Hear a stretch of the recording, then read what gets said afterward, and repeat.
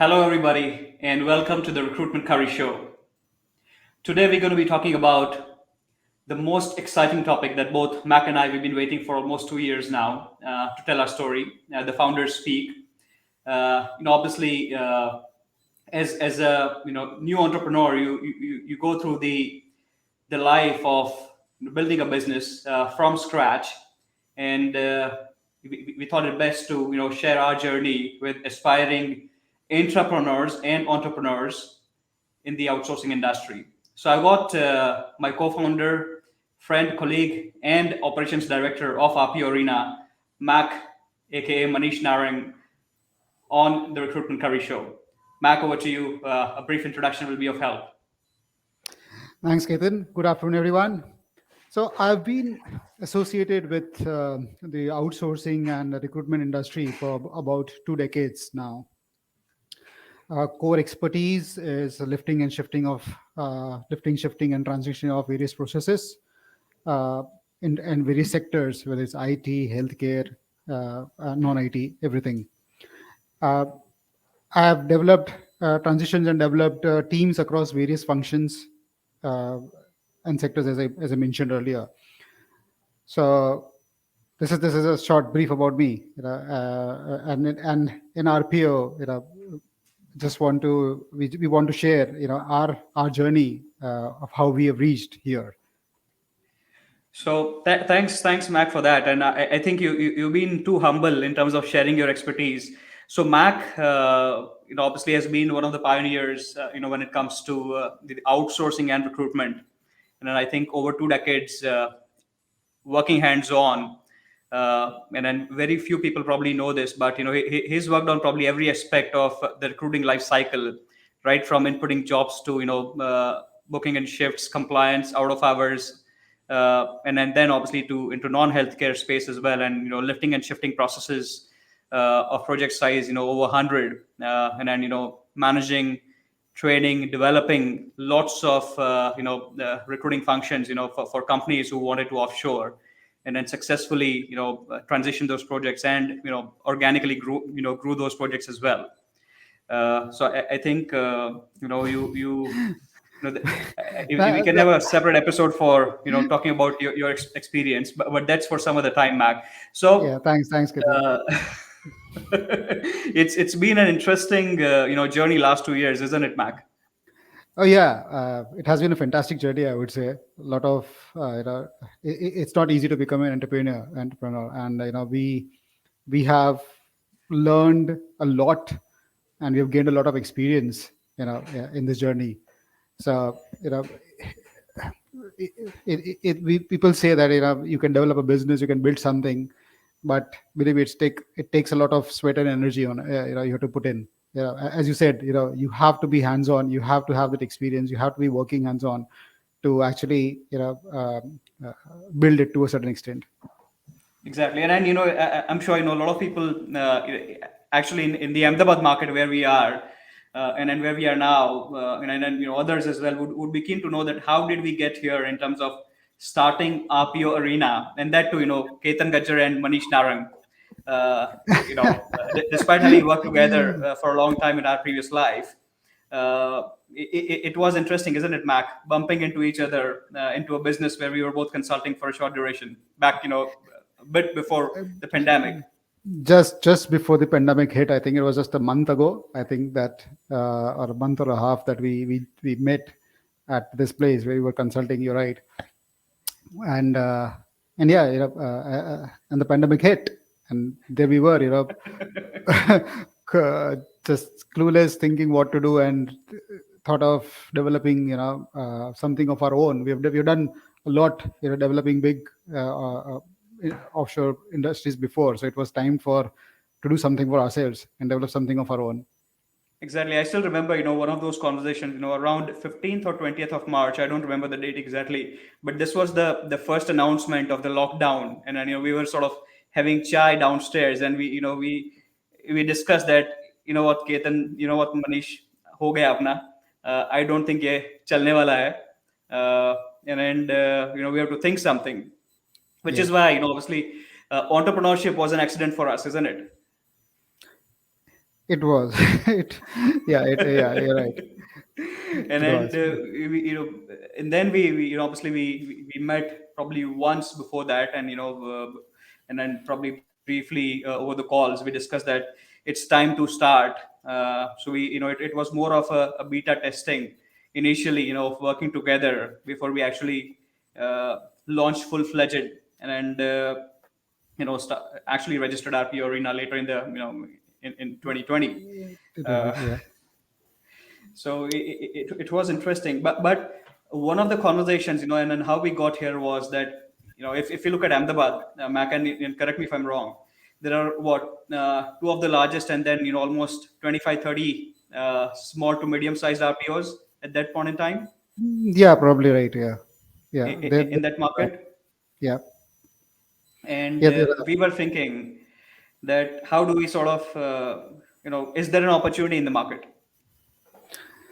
So, so yeah, that's where the answer was, that uh, there are plenty of opportunities. Every business has an opportunity, but the thing that stands apart, or that the difference that we carry, is the uh, is our experience, right? And our proven experience and the quality that we can provide to our clients, or to our customers, you say. Exactly, and obviously both our experience combined of over almost a couple of decades. Both front end and back end, and at that point in time, obviously the world was shut, and we said, you know what, there's no getting away from this. So why not give it a shot? Obviously when you're at zero and rock bottom, the only way is up. Yeah. See, So the point is, you don't have you haven't got anything to lose, right? So exactly, it's like, if you don't do something, you're losing anyways, right? So why not do something, and probably and do something, and not do something, but rather do what you've done and what you have proven skills. Why don't you do that, and as you said, lift it up or go up. exactly. So that's how we started, and people were still amazed when both Mac and I came together to start the business. That how can these two guys come together, or what happened? Again, it was a talk of the town locally, in this region. Fast forward, obviously, deciding to start was the easy bit. That yes, we'll go, RPO Arena, and then we'll start. And but it was the darkest days. It was actually after we started reaching out to people, and from April, May onwards, when the world was shut, isn't it, Mac? Yes. Yes, it was And then completely. that's where obviously the next point, that how did we deal with the demons, and then how did we carry on? Mac, what was the schedule at that point in time? Do you remember our discussions? I very well remember. So obviously it was completely shut down, locked down rather, and we didn't have any. We obviously weren't meeting face to face, so the only communication was, like, on phones, and on like this, on screens. But I still remember we used to have literally a morning call, then probably an afternoon call, probably a nap in between, and then again catch up in the evening, summarizing as to, what clients have, like, the clients have we tried, whether we have any responses. I still remember, where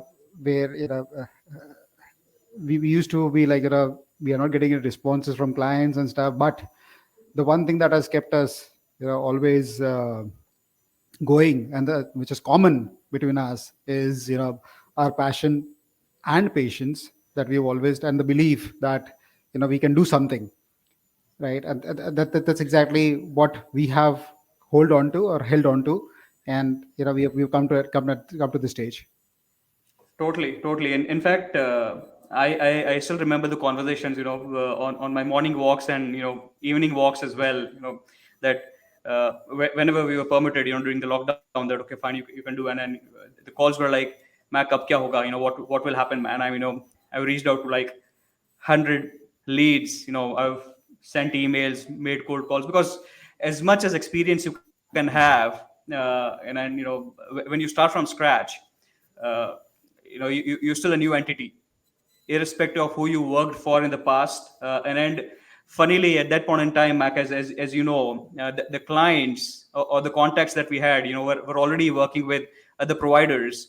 And as much as they Yeah, wanted to work with us, they were either committed into long-term contracts, or they just didn't have enough volume to outsource, yeah, which was the most difficult times. And like you mentioned, I think the most common traits that we have are, one is our passion for both outsourcing and recruitment, and to do something worthwhile with our time, and the skill set, and then obviously the patience, in terms of carrying on as much time as it takes, and then obviously absolutely. belief in ourselves. But over and above these things, I think the demons were that, what are we really doing? At the end of the day, when we used to call, and there were times when we used to have late night calls, probably even at 12 and 1, uh, Yeah, I remember. you know, talking about, yaar ye hoga ye nahi hoga, because you still have that self doubt. We'd be sort of covering up if we said that, okay, as much as belief we had, given those times, that what's going to happen next. Yeah, so see, Ketan, that is human, and that is supposed to happen. First of all, let's not forget we started in the pandemic, in the midst of the pandemic, right? We were literally, there. There where everything was shut down. Where obviously, it was difficult to tap anybody or to approach, during that period. As you said, that was the darkest days, but what goes down, it has to come up. It does come up, right? And that is the belief that we had, and we always Exactly. believed in, right? And I think the effort that we put in during that period, at the 4 6 months that we put in, especially on the BD side of things, approaching candidates or the clients and all that stuff, that eventually started paying off as soon as the restrictions were taken off, and when the world actually started moving, back to, not, I wouldn't say normalcy, but yeah, it just started moving to, towards normalcy. Exactly. And I think the critical thing that we continued doing was that we kept going. We sort of were literally that, okay, fine. The wheel will turn, and as soon as the market opens up, there will be demand. And for Yeah, somebody like us, who's been there, done that, obviously for somebody else, we knew the pains of actually in outsourcing, and pains of people as well. So, and I think one of the biggest value add that both of us had, and a lot of people probably might discount this or might not consider that this is there, but it's the support of our families during those absolutely. Yeah, times. Probably that yeah, 12 months, those 12 months. yeah. What do you think? No, I completely agree. There was a lot of support, from the family. Let's not forget, you know, even when shut down, we still had our expenses, we still had our, normal routine life, that was continuing. But the support, or the family support that we got was immense. They were always behind us, supporting us. That, they believed in us. At the end of the day, and that is the most important, bit that is required, a family support. So yeah, we were lucky, and the second is belief in ourselves, it was also there. But I think the family belief or the family support is the most important thing which we were blessed with, and rather we are blessed with, and which has made us more strong. Exactly. So for in terms of this point number two, the biggest takeaway, yes, you will have those demons to fight with now when you're starting something from scratch. Unless you got a godfather who's going to help you, getting business, and then helping you with probably every bits and bobs in setting up the business, which obviously it's not that it doesn't happen, but then if you're going to start like us, you are going to have come across those challenges. You will have those sleepless nights, and then you will at times doubt yourself, and also think that what am I going to do. But the key is that, okay, you must have that belief that yes, one is I'm going to do this, and two is be patient enough uh, to make sure that you grow through these times, and then don't give up, because it's tough, and then especially if you're starting on your own, obviously it becomes tougher. For us, we had literally each other apart from our families to talk about things, and we have very different personalities, so that really helps, with exchange of views, sharing ideas, opinions. And then we were also lucky to have some really really helpful mentors, and then soundboards as well at that point in time, who did offer to help in every way possible, at that time. So yeah, be prepared to fight those demons. You'll need your own support system, you'll need your own traits to develop, but yeah, patience and belief is sort of crucial, to make anything work.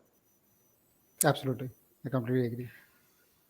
So bringing on to the core topic is, obviously, the two core challenges that we faced, and probably every entrepreneur, irrespective of the industry, faces, comes across, when building something from scratch. Uh, do you want to address the challenge number one, Mac? So the biggest challenge was getting clients to start with, because as far as if you don't have something to start, you cannot, you don't have to start, you don't have something to start, you can't start. It's like that, right? So for an outsourcing model, you need a client, right, to start with. And that was obviously the most difficult part, and the the effort that was put in before, like the 4 6 months effort that was put in, you know that had to pay off. And yeah, it was the client that we needed to give us a kickstart.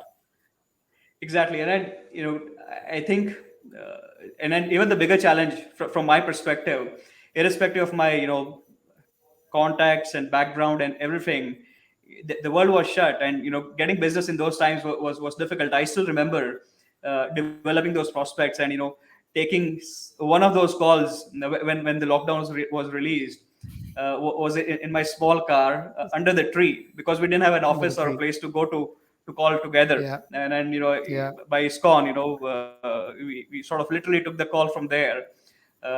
So yes, I totally agree. The biggest challenge is getting clients, but we had a bigger challenge to actually surmount at that point in time.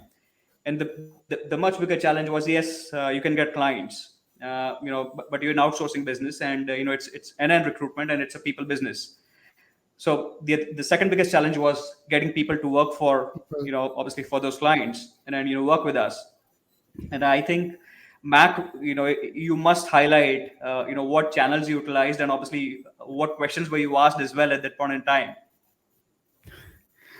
So as I mentioned earlier, I have been in the recruitment industry for almost 2 decades. Have worked with a lot of clients, have a had a good network, or rather have a good network of staff who have been, I've worked with in the past, and I've been in connect with. So, and it was time for us to start utilizing that network and the connections.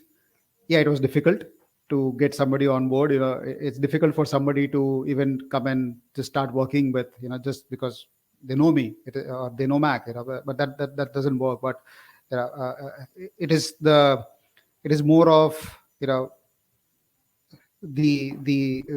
didn't they knew they also had the belief that these guys have the capability, and to grow this further, and they want to scale this. Our intention was never putting up a boutique. We always had plans to develop something greater, bigger and greater. So the network that I had, they had faith in us, and they wanted to, and they it took time, for them to come and join. But the faith and the belief of growing with us was also there. And that's what helped us to build this, to get the first movement, or rather the movement.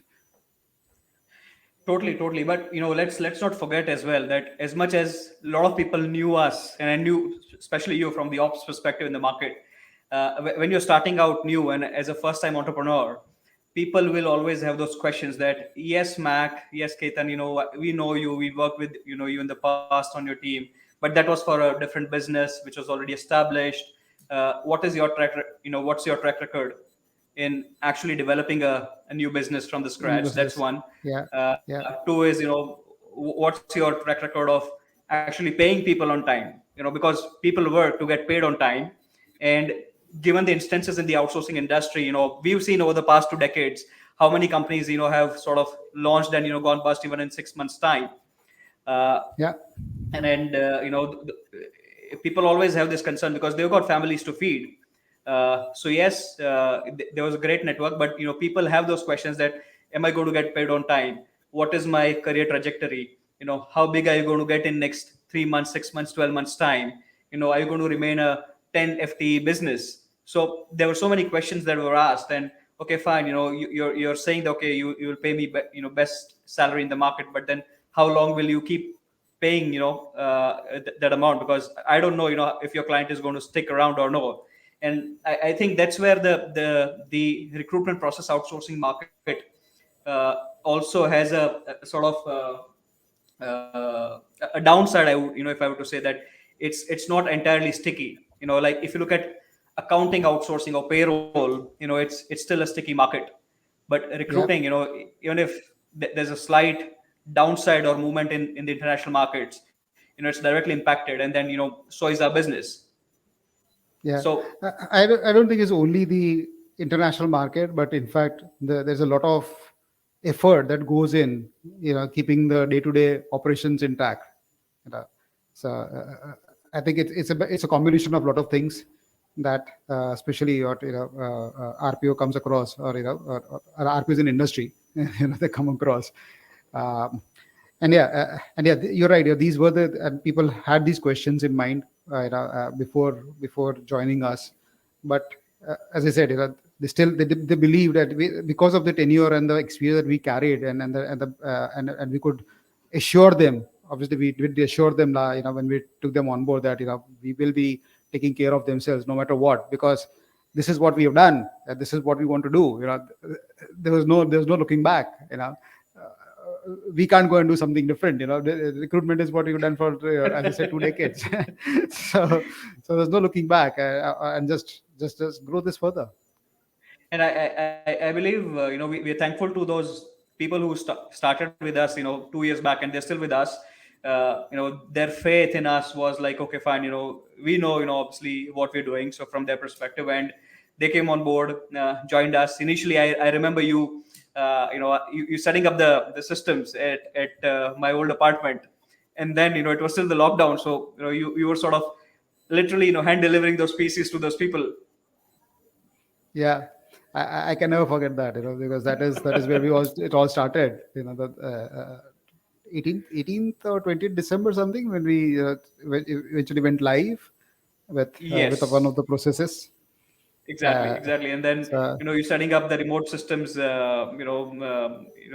working everything right from going to the shop, getting the PCs, and then delivering them, installing the softwares and all those things. And then obviously from the staff perspective as well, I think we were both uh, fortunate and lucky as well at that point in time, that all the 3 4 people who started working on that project were so reliable that we didn't have to micromanage or do anything. We just had to obviously be hands on with the process.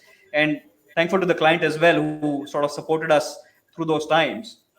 And then fast forward, obviously we are close to over almost 100 people now, in a span of 2 years, and almost over close to 1.5 million sterling pounds in sales. So I think it's been a phenomenal journey in the last 2 years. But if you are a new entrepreneur, if you're thinking about launching your business, the two challenges that you'll always have to address is, or the questions you must ask, that how am I going to acquire or attract my clients? And two is, how am I going to sort of attract people to work with me, irrespective of your background. It doesn't matter, what is your current title position, if you're employed, or how much cash you have in the bank. At the end of the day, it's your ability to focus and attract people to work with you, both from clients and team members perspective. true, absolutely, I completely agree. You need both, clients as well as the staff, and I think majority is the staff. If you have the right staff at the right place, and if they deliver as per the expectations, then you're one more than half the battle, And then and the I client think, around. on that point, Mac, this is on the agenda. As we discussed that on the delivery as well. That what do you need to develop a sustainable operating model. So yes, outsourcing, as we all know, it has the lowest barrier to entry as far as launching your business is concerned, just like we did. I mean, not for anybody else. It was lowest barrier to entry for us. We started the Mhm. business from our bedrooms, during the pandemic, which worked out sort of perfectly well because we didn't need an office, like a lot of the people who started the businesses. So there was literally, any investment apart from our experience and the time that we invested. But at the same time, understanding what the client is looking for, and then obviously setting up those operating models, those standard operating processes, making sure that we've got the right people on board, making sure that they understand what the client is looking for irrespective of their tenure in the previous jobs, and Yeah, then transitioning then that process. So managing. there's so much that goes into it. And I think we'll cover that in one of the following LinkedIn lives that we do Mhm. later this quarter. But sustaining those clients is important. I believe that's where we our experience came handy, even on those first couple of clients. Because if you keep losing clients initially in your tenure when you're starting your business, you don't have a great head start, and what you need Yeah, is the proper head start to get you going. absolutely, absolutely. Without that, you can't see. The moment you fail, you start, you lose your belief, you lose your courage, right? And that is what keeps you going. So whatever you get, you have to ensure, especially the start, you have to ensure that you put. I wouldn't say 100%. I think you have to put more than 100% in it, or you have to completely get into it, and ensure that you deliver as per what is or rather over exceed the expectations. Exactly. And then the other thing to remember as well is, you have to be hands on. You have to Totally, be ready to get your hands dirty. You cannot totally. sit behind a desk or in a cabin, and believe that yes, it's going to work out. It doesn't work out, especially when you're starting out. You have to be involved in terms of setting up everything, right from the systems to emails to actually working on the process when required, hand holding the team members, talking to the clients, addressing those fires. And then this is the most critical part of starting out. And then obviously growing organically. That you're in the service industry, you're going to have fires, you're going to have clients who are going to come to you with concerns, questions. And then you cannot hide behind the desk. You have to Very reach out to the client immediately and address their concerns. that is the most important bit, and I think you need that. uh, it only comes with experience, right? If you don't have that experience of how to manage clients and how to manage the expectations, it's not possible. uh, so I completely totally agree with you on that, Ketan. It's very important And then to I, be hands on in the process. you've done a phenomenal job out there. Especially in the first couple of clients when we started out, because we got the clients, but we needed a great head start, which we got. And obviously we grew the client as well organically, which helped us with references. And then it was a nice case study to present to new prospects. So I think it's been a great discussion, and then many more to follow, Yeah, in the journey looking of forward to it. how to how to develop new business in outsourcing, how to scale, how to obviously grow organically, how to build your operations team, processes, functions. And then lots to talk about this year. And if anybody of you obviously wants to reach out to us, feel free to DM either Mac or me. I'm all over LinkedIn and all the social media. I love it. So yeah, but it's been an amazing journey. The key takeaway here is, believe in yourself. That's number one. Be patient, be persistent, know what you're doing, and then be ready to get your hands dirty. You cannot be sitting in the cabin and then developing your business. You will have to be hands on. So thank you Fantastic. very much, from both Mac and me, from the Thank recruitment you. career team. and looking forward to see you all again in the following shows. Thank you, everyone. Cheers, Ketan. Back. Thank you.